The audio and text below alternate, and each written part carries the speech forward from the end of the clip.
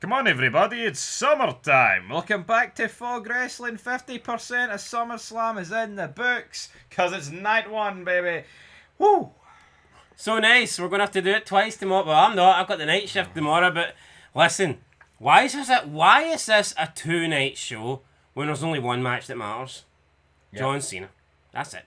That is it. The John Cena match is the only match that is relevant. No, let's be real, right? Let's actually just be fair, right?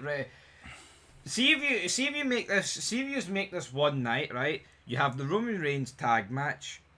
You delete Charlotte Flair, Bliss, and the Judgment Day. You delete Sami Zayn and Karrion Kross, right? Hell, fucking get rid of Tiffany Stratton and Jade Cargill, because that was shite. You keep the wee celebrity match with Jelly Roll, right? Then you just have the Gunther Punk main event with Punk winning, with Rollins cashing in, and then you combine it with Cena Rhodes in the women's triple threat match, and the steel cage US title match, right? You have a decent enough card to get one night over, but the problem is you water it down, and this just becomes a one match show. Yeah, but also if it's one night, you can go slightly longer than 3 hours. So you can do a 4-hour show, and then you don't just have to have 6 matches. Listen, 6 matches should never happen over 3 hours anyway. That's fucking wrong. You're dedicating half an hour, essentially, to each match, including the entrances. Over a 3-hour show, WWE should be getting 8-9 matches in. And they could have done this. Could have been done over one night. Yeah, but there's just a lot of matches that don't belong on SummerSlam, folks, right? But someone that doesn't belong on SummerSlam is Cardi B, but she comes out. Yeah, look, do you people like Logan Paul? Randy Orton. Yeah.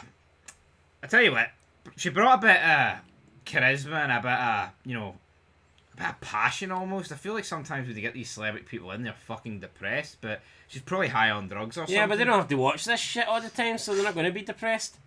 No, they're not. See if she had to sit in that front row seat and watch this entire show, she would have been depressed, but I guarantee you she wasn't. I bet you she was just there for that Jelly Roll match. Or I mean the Jade one, the women's one. I know. 4-hour show, but here, you just commit for the 7-minute match then, Cardi B. That'll do you. I'll sit you down to the ground. Anyway. You're black. You're here to represent the black woman. That's pretty much what I got from it. First match, which took up about 40-odd minutes in terms of entrances and the match itself. Roman Reigns and Jey Uso defeated Braun Breaker and Bronson Reed. This match just didn't really do it for me. It's very boring. It's very, story... Oh, cinema. Oh, Roman Reigns. Oh. Very shite. I've had enough of the bloodline. I've had enough of this new Oregon, whatever he calls himself, faction. Just crap. Can we move beyond this? No, I know. But is that Roman Reigns done? Is he going to be done? Is that him signing out? Is that him checking out after SummerSlam? Way back to raise the next generation of bloodline members. What do you think? Possibly. School's out. Forever. But any other thoughts on this match? I mean, Braun Breaker looks like they picked up an injury. Oh, but it's a work, guys. Don't worry. Yeah, maybe Braun Breaker's had a bit of a niggle, but he could be okay in 6 weeks. That's kind of how it works. That's how it works. But Roman Reigns, he took the spear. Michael Cole wet his pants at that. Oh, guys, look, Roman Reigns, he jumped in front of Jey and Wade Barrett. Oh, does that mean he's getting less selfish over the years now? What the fuck are we doing here, man? Selfish this, selfish that. It's just crap.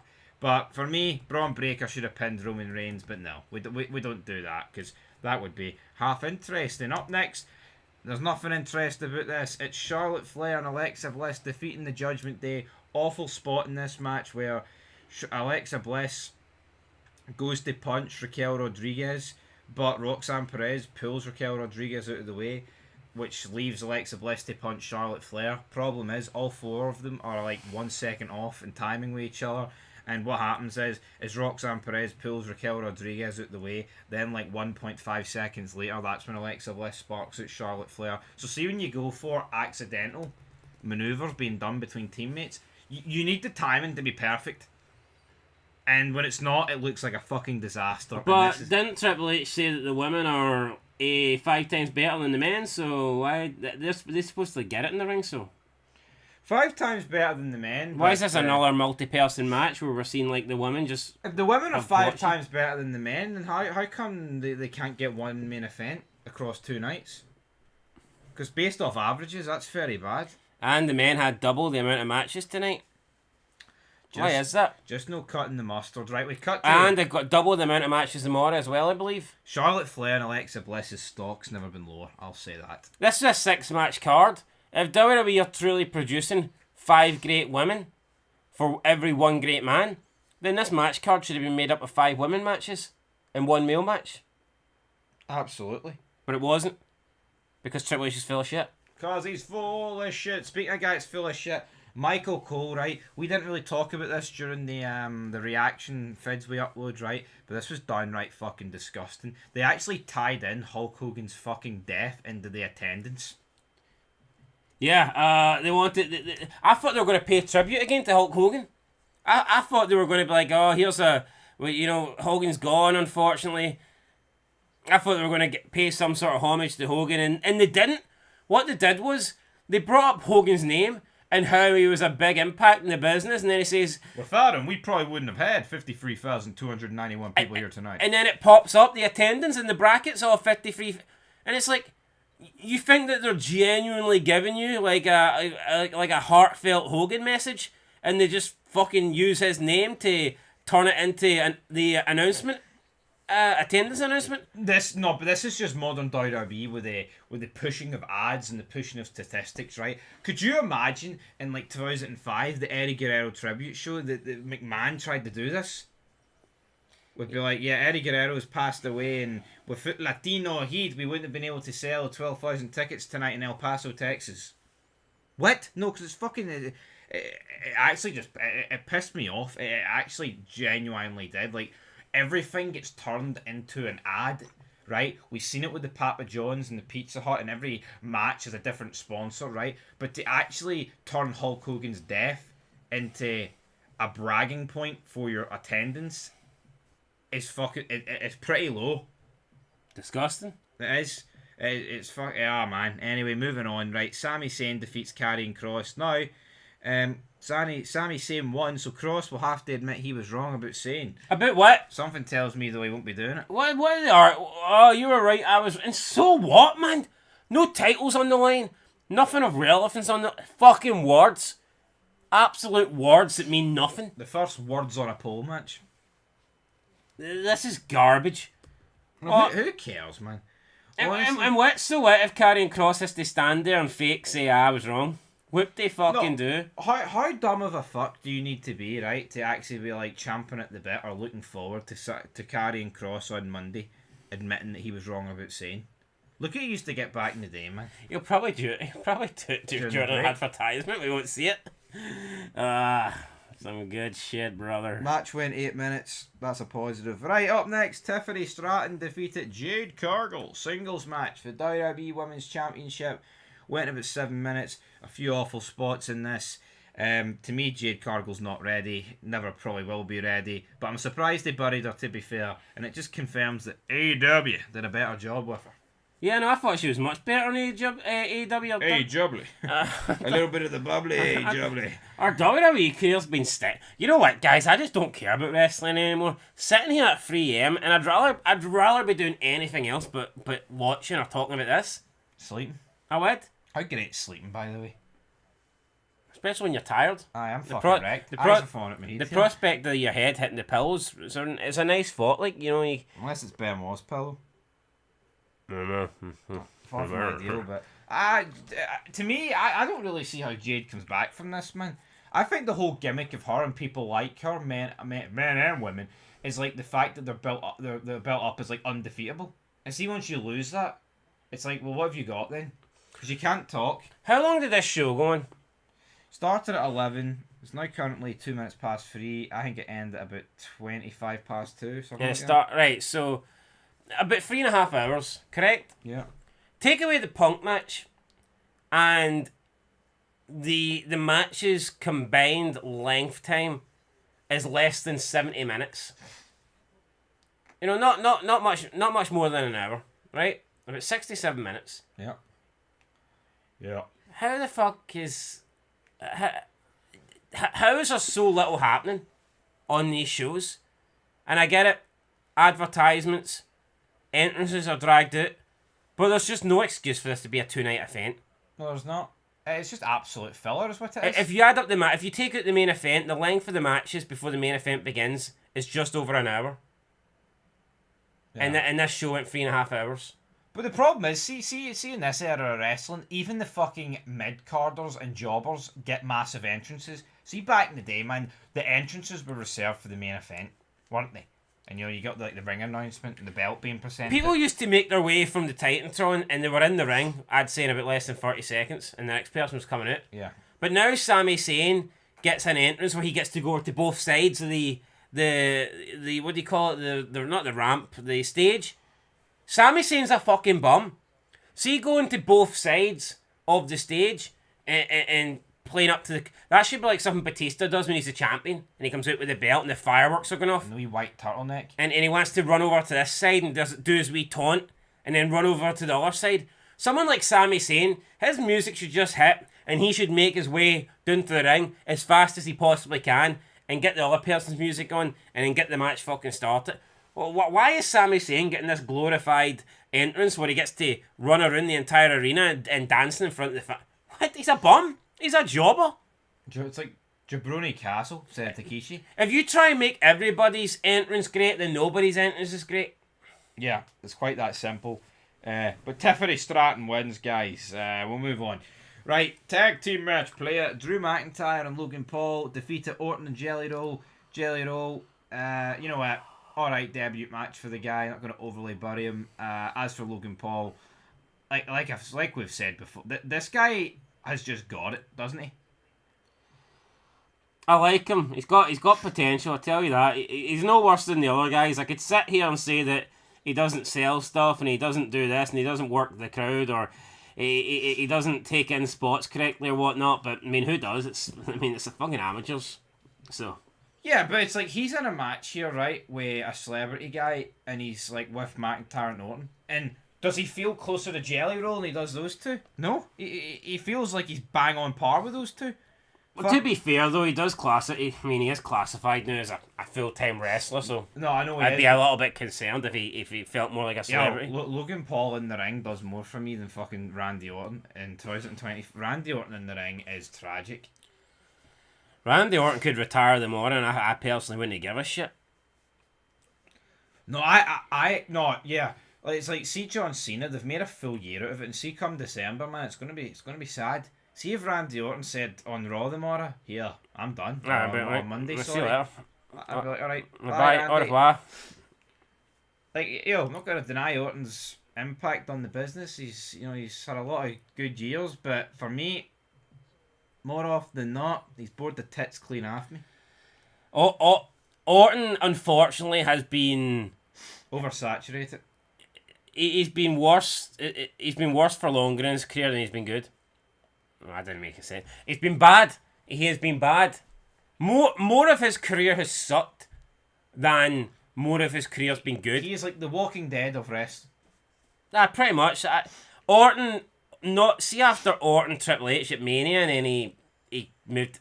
Orton since he moved to SmackDown's just been atrocious. Let's be honest. The jumping jacks. What the fuck was that bullshit? Maybe those years where he was like the authorities champion. Maybe he was great. Didn't really watch it then. Doubtful. But the reality is, you're right. See, after that period, man, he went to SmackDown. It was crap. To me, Orton felt like a fucking jobber. It didn't feel like Orton was a great guy on a show full of jobbers. He just felt like another jobber guy in the main event.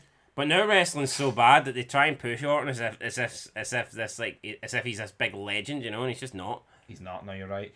There's a reason he's in the Marine too. Someone I think that gets shit on a lot is Batista. By the way, honestly, I think Batista always felt like a big deal, and at least Batista. One thing I can say about Batista is he never overstayed his welcome in wrestling. No. Batista got... And I think Batista... I don't think Batista ever became stale. No, because as soon as you felt like he was becoming stale, he would turn heel.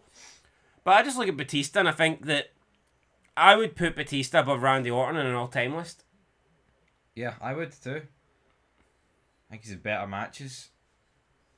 Better promos. No, I'm not saying he's a better wrestler, but I think he has had better matches. Yep. Right, anyway, they win. Up next, main event, the Naples, CM Punk, you fail, you communist. Like, someone said Batista wasn't a Naples. legend, and I can't remember who it was, and I'm not going to throw their name out there, but it's someone I listened to, and I'm pretty sure he said Batista's not a legend. Oh, Batista's a legend every day of the It's week. like, how's Batista not a legend? Yeah, I don't agree with the guy in a lot of things, brother, but Batista, for... He was the number 2 to Cena until he left. He was the number 2 guy. Yeah, like... No, it wasn't Orton. Orton wasn't the number 2 guy, it was Batista. Batista from WrestleMania 21 up until, Over the Limit 2010 was a main event guy in a period when wrestling was great. Great matches. You know, honestly, I mean, I think some of the best things about I think one of the best feuds of the Ruthless Aggression era is him against Taker. Yeah, definitely. No, 100%. And I don't know why the guy's not getting the flowers. I'll give him flowers. Like, I mean, that series of matches they had, like 2007, is fucking fantastic. And it happened in Feud against Edge is good as well. back to back pay-per-views. It's not like Batista and Taker had their 3 matches over the course of like fucking 4 years. Like some people are still clinging on to, we need Roman versus Cody free. No, we don't. See, back in the day, you used to get 3 matches For free. Yeah, in a row, pay-per-views. Hell, you probably can get them on Raw or SmackDown. Yeah, but I think of Batista, man. You think of him like he's got the taped up ribs, Kane and Big Show choke slam him through that car on was it Raw or SmackDown? I can't remember, but point is, all these iconic moments, right? The evolution, the thumbs down. Well, I mean, the turn on fucking Ray where he just cripples him. I'm gonna hurt you, Ray. Not gonna lie, buddy. That was great. Yeah, you know, I never appreciated Batista when he was around because, I don't know, I just didn't like the guy personally. But, well, not personally, I don't know. I guess I had other people that I was more interested in, and I didn't like the fact that he would always job them out. No, but what you got to bear in mind is... But looking back at... See around like those years, like 6, 7, 8, right, where Batista's hitting his prime, it's like you're not far removed from the early Ruthless Aggression and Attitude Era where you had Rock and Austin. As great as Batista is, he's not those guys. Yeah, that is it. And honestly, what I think when I think you see Cena and Batista getting pushed, and I think a lot of the reason they got hate from older fans or like fans that had been watching for a longer period of time was simply because they were used to Stone Cold, they were used to The Rock, and then they thought so this is a Stone Cold and Rock replacement, John Cena and Batista, and therefore they kind of shit on them. But with hindsight, now that you see, well, hold on here. After Cena and Batista, it didn't get any better. That was like the last true fucking real stars of this business. So I think with hindsight, I can definitely appreciate it more. But back then, like you're going from like the Attitude Era, early Ruthless Aggression era, where you had fucking Hogan and Taker as a full-time guy, and then you kind of transition to Cena and Batista, and maybe you hold that against them a little bit. But with hindsight now, and you can see the way wrestling went down the shitter.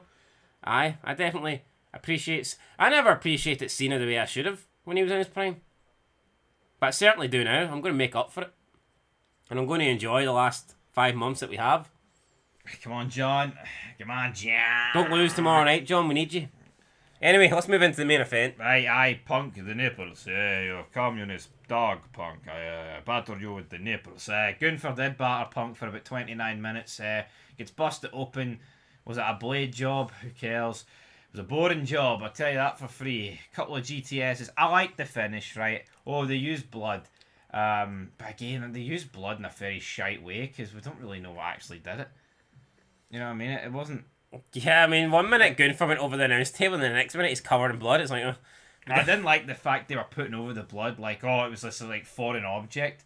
Like Punk had poured Gunther in gasoline and light him on fire. True, but you know what? The way they kind of told the story about the blood was the way Gunther sold it, because Gunther was acting like an absolute coward.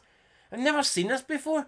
Like, you think of like Shawn Michaels bloodied and he didn't turn into a shite. See when Shawn Michaels was taking on Triple H and Triple H busted him open, Shawn Michaels didn't start like pleading for his life. Yeah, but it's a very weak way to book Gunther.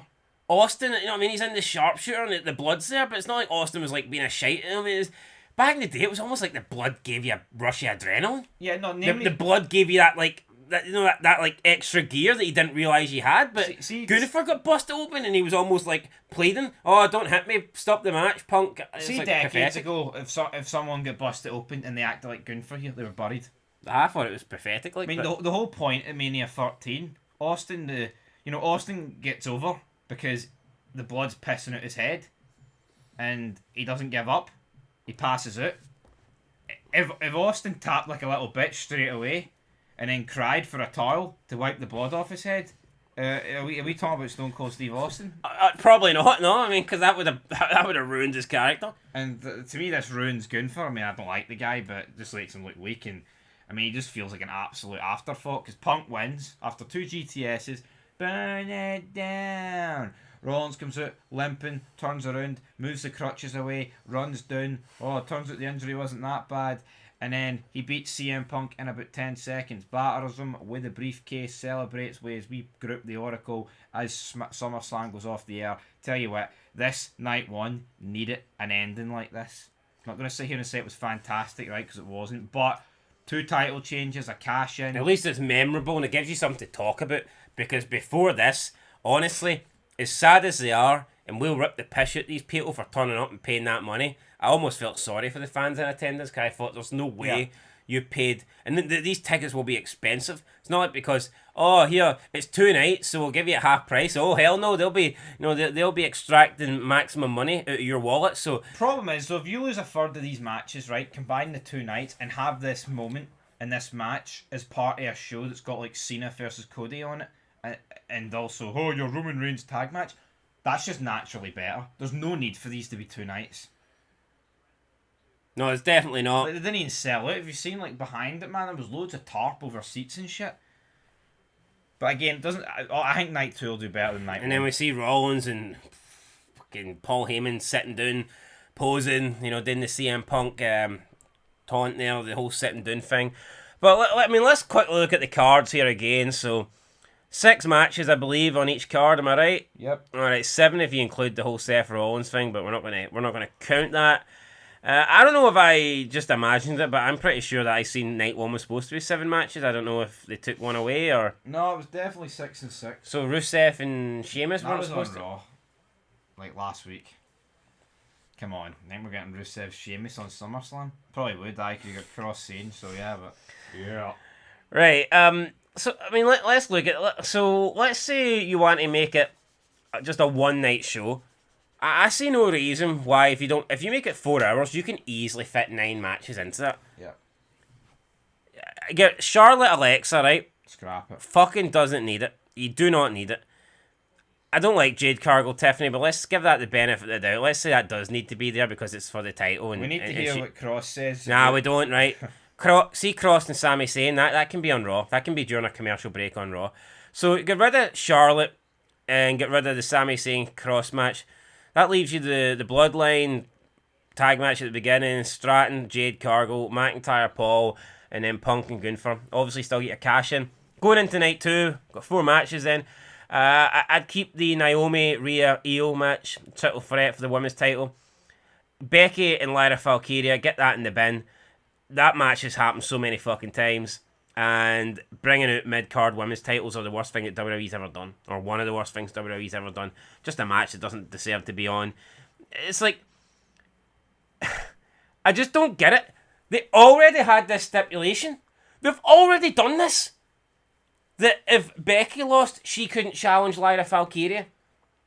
And if Becky won, Lyra would have to put the belt around her waist. And now they're just switching it. I know, it's awful. So it's went from if Becky loses against Lyra, she can never challenge again. And now it's if Lyra loses against Becky, she can. And this has been dragged out for months. Get that to fuck. That can be on Sunday Night Heat or WWE Speed. Cancel it like WWE Speed. Stick it on that shit show. You know what? If you want to have the solo for 2 match, fair enough. Keep Dominic and AJ. Keep Cena and Rhodes. And see that TLC match? Just put it on SmackDown like you have all the other tag team title matches, because the SmackDown tag team title matches don't mean fucking shit. we've already seen them put ladder matches on SmackDown. So, well, what difference is putting a TLC match on SmackDown? Nobody cares anyway. I'd love to sit here and say I'm excited, right? You should be. TLC match should be like, oh, maybe this will be good because let's be honest. When was the last time we got a TLC match? I'm thinking of shitloads of Money in the Bank matches. There was a TLC match a couple months ago. Was that the free on team? SmackDown? Aye. I thought it was just a ladder match, no? No, TLC. Well, either way, right? TLC matches, you should be excited, but look at the 6 teams. How can you be? It's 6 fucking jabronis. It's 6 teams you don't care about. Now here, see the attitude there. I think there's no need to add any other teams to the 3 guys you got. I mean, yeah, they did add like Jericho and Benoit, which again I thought that worked well. But let's say theoretically you did. I mean, look how many other teams you could have added in the Attitude Era think of the 6-pack fucking TLC. Brawlers of Destruction. But it's not like with this match you're saying, well, it's watered down because they added 6 teams. No, here it's not you take away 4 and just put the 2 best. It'd still be fucking shit. I mean, honestly, man. Also, speaking of one of the teams for that match 25 years ago, so Prick Coupon and Yeetman do a 1D, and Michael Cole says that's the move that the Usos made famous, and before them the Dudleys. No. The Dudleys made it famous, and the Usos stole it to try and be relevant. That's what happened, Cole. Right? Don't try and rewrite history here. That would be like fucking saying, "Oh, Kevin Owens made the Stunner famous, and before him it was Stone Cold." No. Stone Cold made it famous, and Stone Cold only. Yeah. No, it's actually just downright disrespectful. It fucking is. It's like pissing in the face of Devon and Bubba.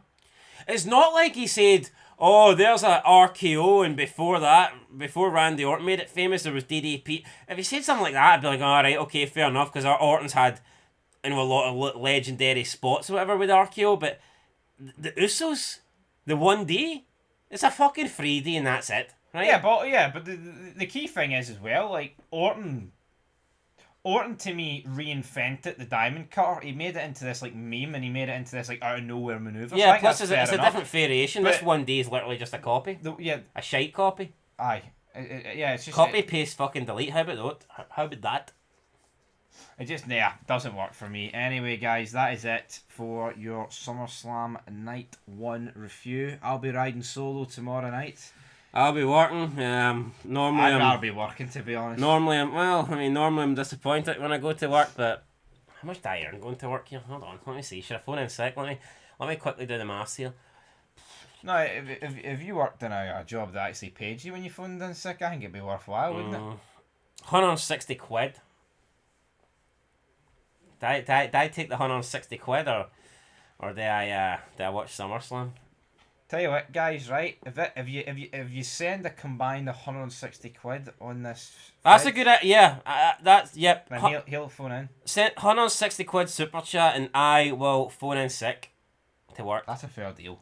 And then I'll watch SummerSlam Night 2, and I'll probably legitimately get sick. Yeah. Anyway, what are you giving it out of 10? Fucking awful. I'll give it a 2. A 2. I'll give it a 3. 2 out of 10. 2 out of 10, guys. Woo.